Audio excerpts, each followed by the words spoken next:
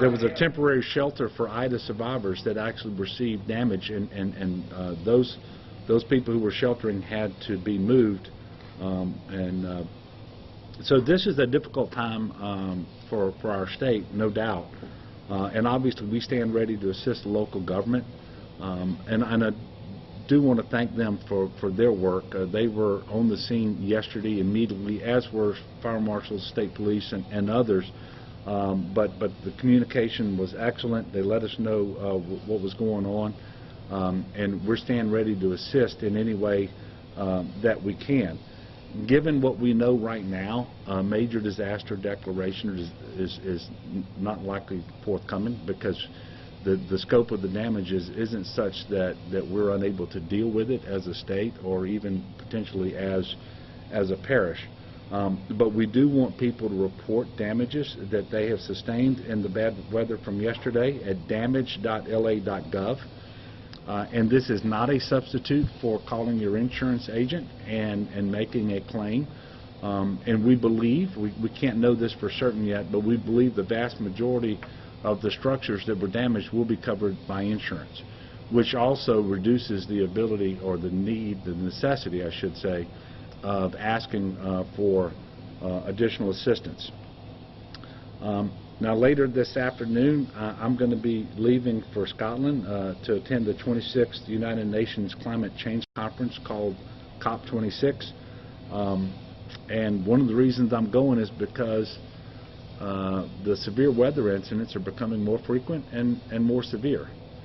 And we can't, we had obviously bad weather and storms before we ever had climate change.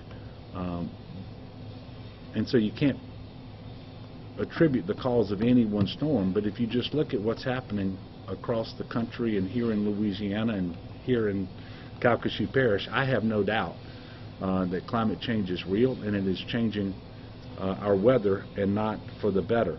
It's one of the reasons that I'm going, because I think we're more affected by climate change than any other state in the nation, not just with respect to storms, but also sea level rise and so forth. But we also have tremendous potential to reduce our carbon footprint and do it in a way that increases investment and job creation in Louisiana. And so that's why I'm going to be over there promoting Louisiana as a place for companies from around the world to come and invest here in cleaner energy. So with that, and it also explains why this press conference is going to be relatively short, because I have a plane to catch. But I'm going to be followed by Mr. Abshire. He will make some comments, and at the conclusion of which we will take a few questions. Brian? Thank you, Governor. As you said earlier, we need to quit meeting like this. Amen. On behalf of the Calcasieu Parish Police Jury, I'd like to just say thank you for being here.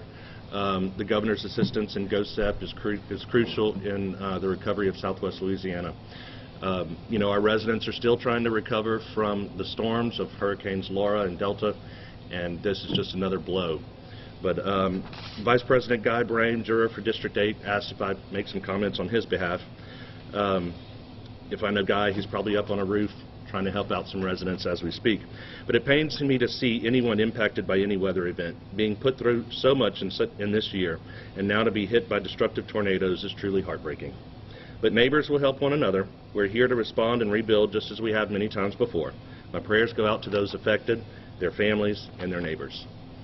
We appreciate you being here, and we appreciate any assistance you provide. Thank you. Okay. Yes, sir. Yes, Governor. I saw you sent a letter to the White House last week pressing for more disaster relief. The leaders in this region have made it very clear that they think it's too little and too late what they've gotten so far, or what's going to come anyway, $600 million. Are you hopeful that, what are your thoughts on whether more can be allocated for Southwest Louisiana? Well, I would never say it's too late, because that undercuts your efforts when you try to get more, right? I don't believe that the allocation that was given to Louisiana out of the $1.61 billion in the appropriation for community development block grant funding for 2020 storms across the country will be sufficient to address the most pressing need for Southwest Louisiana, which is the unmet need for housing. As you correctly stated, I was at the White House last week. I gave the President a letter. I also had an opportunity to give a copy of that letter to the Speaker of the House of Representatives, Speaker Pelosi, and continue to work with our congressional delegation. And don't get me wrong, we very much appreciate the $596 million. And we're going to do the absolute best we can with every dollar that we get to make the strongest impact on our recovery. But we don't think it's enough.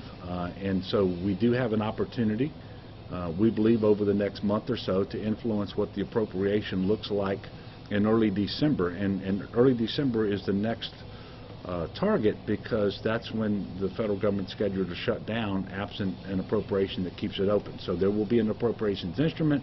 We're working with our congressional delegation, with the White House, and with leadership across Congress in order to increase the appropriation, not just as it relates to Hurricane Ida, which obviously we still have an awful lot of work to do there, but with respect to Southwest Louisiana storms from last year, Laura and Delta. You know, I'm optimistic by nature. I believe we have a great case to make. We've been making it, and it's hard for me to believe that it's going to fall on deaf ears. So I think we will be successful. I will be extremely disappointed if we're not. And this is all going to take place over the next month or so. Governor, yes. Yesterday, as part of our coverage on climate inequity, we met a woman named Bridget. She has cancer, she's poor, she's African American, she lives in public housing, and her house is battered by the weather, the extreme weather that you got last year. She has nowhere to go, she can't move anywhere. So my question to you is, what do you plan to tell the world at COP26 about women like Bridget, many of whom live in your state, who are at the front lines of extreme climate? Yeah. Well, obviously, you know, I was just talking about unmet need, and the unmet need is typically the needs of poor people who don't own their own homes, or if they do, they can't afford insurance. And so when you have these severe weather events that cause catastrophic damage, they typically are the ones who suffer the most, and they're the ones most likely to be unable to recover. And it doesn't just affect their living arrangements, it affects every part of their lives, and whether they can continue to work and so forth. And there is no doubt in my mind, and I said this earlier in this press conference, the weather events we're seeing here in Louisiana, across the country and across the world, are becoming more severe and more frequent. I believe this is being driven by climate change, and I believe we have an obligation to do what we can to make sure that we reduce our carbon footprint, that fewer greenhouse gases are emitted, so that we can limit the degree to which the temperature continues to increase, which is, warm waters fuel these storms, the hurricanes that you were talking about. And we can do it in a way that preserves Louisiana's spot as an energy state.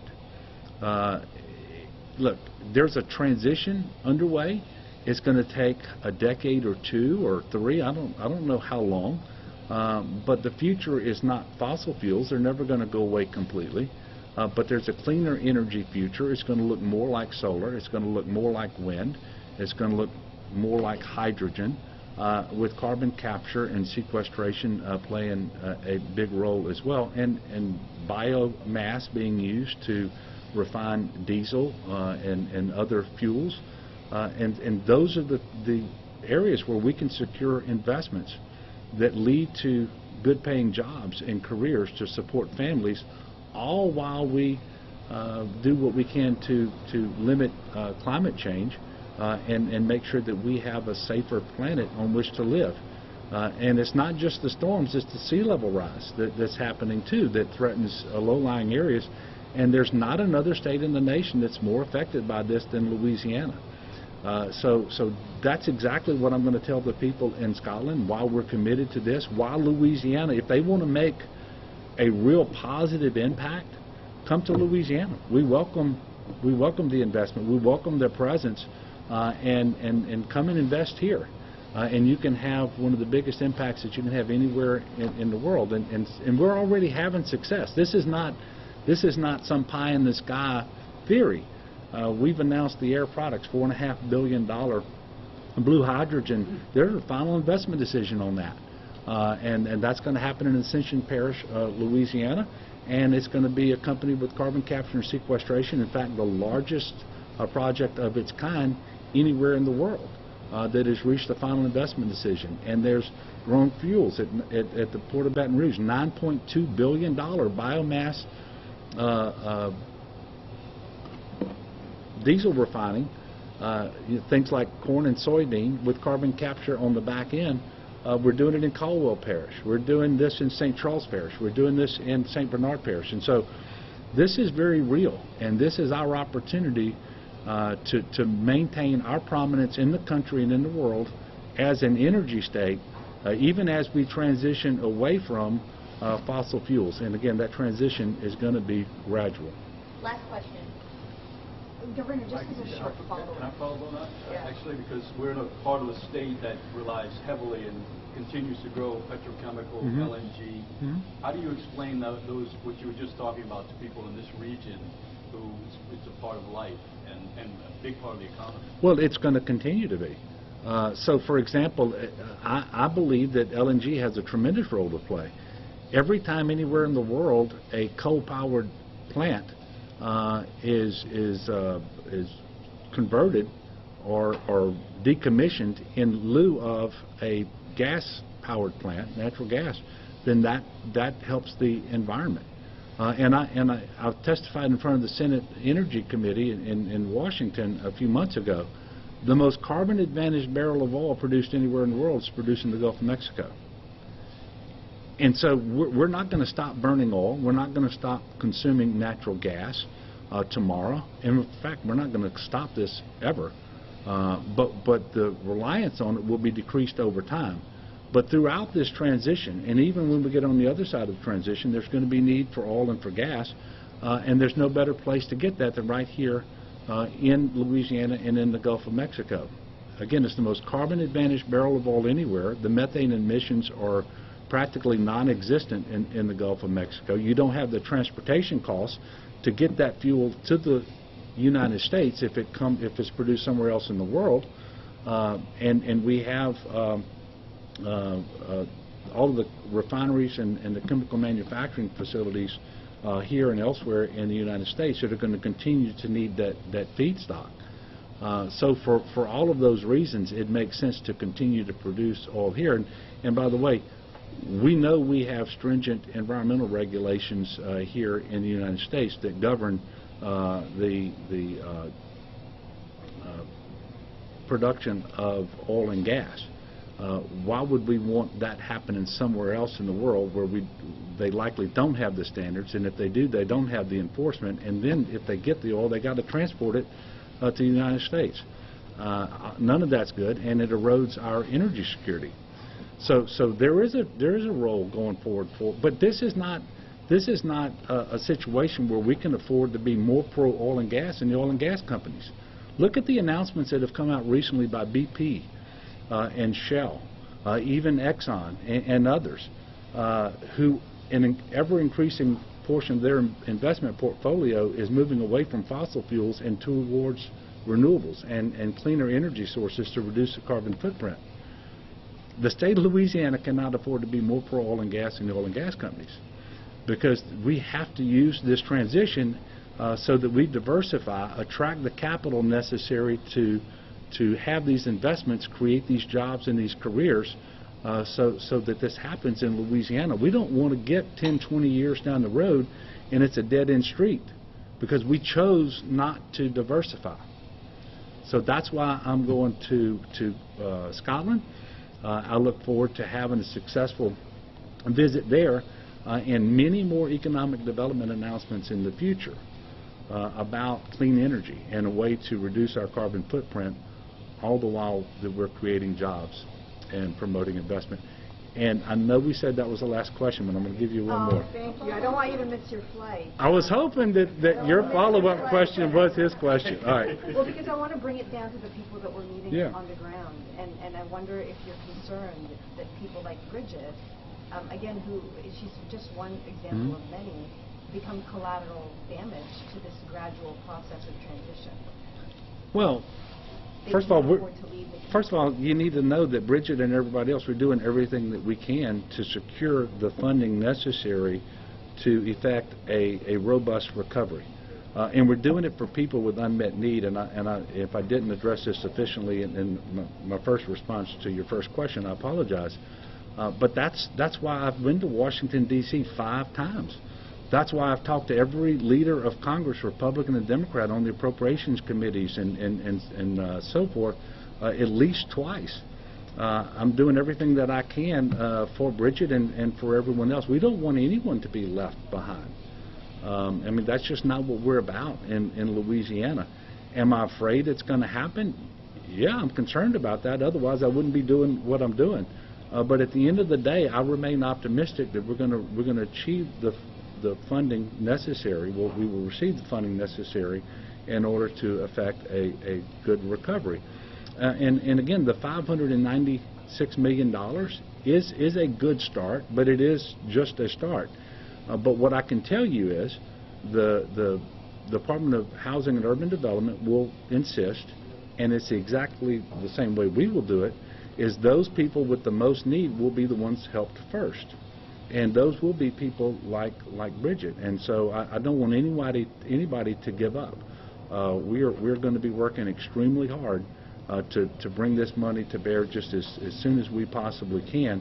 And in terms of the timing, let me say this: the allocation was made this week.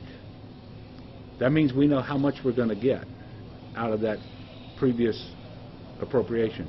The money is not available to us, and that's because HUD has to promulgate the rules that are going to govern the expenditure of the funds. That's done through a federal registry notice. Once that comes out, we will submit a state action plan. Once the state action plan is approved by HUD, then there will be a line of credit where we can start drawing down those funds. That is in the future, and we will have our state action plan ready to submit almost immediately after the federal register notice is put out there. So there won't be any delays on our part. I just don't want to create an unrealistic expectation in people's minds that we have the funding available now, because we do not. And by the way, we're not waiting just for that appropriation in order to start. We've already done a number of things at the request of the parish and of the city with other funds that we have available to us in order to try to jumpstart the recovery, not just in housing, but in infrastructure. We did a TIF in Lake Charles recently in order to make sure that there was more economic development opportunities in portions of Lake Charles where they need it the most, and potentially, hopefully, where Bridget is, so that it can have a positive impact on her. But I am the very first person to say we have a lot more to do, and that we need more funding from Congress, which is why we're never going to give up. Look, thank you all for covering this matter, and again, I'm going to ask that the people of Louisiana lift this region up in our prayers of thanksgiving, that it wasn't worse than it was, both with respect to property damage and injuries and no loss of life, but also for the people, that they will in fact be resilient and be able to make it through this, and that we will be able to effect a full and proper recovery, not just from this tornado, but from all of the severe weather incidents that have caused so much damage and heartache for people here in Southwest Louisiana. Thank all of you. Thank you, sir. You're welcome. Where can I get one of those jackets? I looked around today and all my